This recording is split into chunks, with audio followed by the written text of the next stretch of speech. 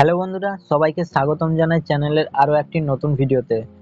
So বন্ধুরা, আজকে তোমাদেরকে দেখাবো তোমরা কিভাবে তোমাদের ফোনে ভিডিও রিংটোনস খুব ইজি ভাবে সেট করবে।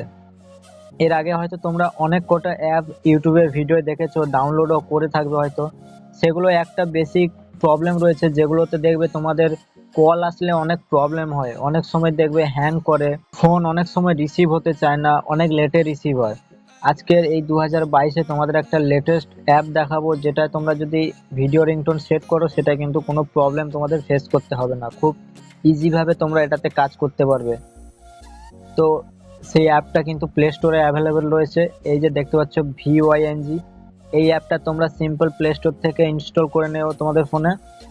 দেন ইনস্টল করার পর এটাকে সিম্পলভাবে ওপেন করে নাও।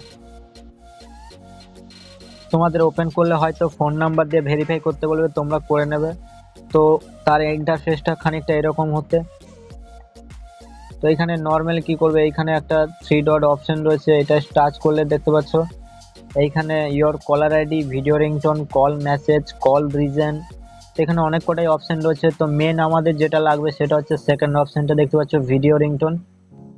তো ভিডিও রিংটোনে টাচ করার পরে সিম্পল তোমাদের এরকম একটা ইন্টারফেস ওপেন হবে। তো এটা কিন্তু আমার সেভ করা আছে, তাই আমার এই ভিডিওটা শো করছে। তোমাদের প্রথম যখন ইনস্টল করবে তোমাদের কিন্তু এই অ্যাপটারই কোনো ভিডিও তোমাদের সামনে শো করবে। এইখানে যে ক্যামেরার অপশনটা দেখতে পাচ্ছ, এইখানে টাচ করলে কি তোমাদের গ্যালারি কিন্তু এখান থেকে ডাইরেক্ট ওপেন হয়ে যাবে। তোমাদের যেটাতে ভালো কোনো স্ট্যাটাস ভিডিও যদি ডাউনলোড করা থাকে, এখান থেকে তোমরা নর্মালি সেটাকে লাগাতে পারো। তো আমি তোমাদের দেখানোর জন্য একটা ভিডিও এখান থেকে নিয়ে নিচ্ছি।